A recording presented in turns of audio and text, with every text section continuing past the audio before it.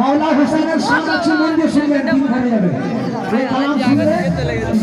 দিন ভরে কেন আমার মাওলা হোসেনের সাথে সব থেকে যদি বেশি ভালোবেসে থাকে নবীজি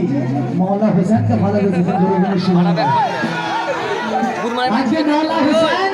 কারবালার ময়দানে যদি গর্দানকে না কাটে আমরা মুসলমান হতে পারতাম না। আমি তো ভিডিও করি আগে নারা হোসেন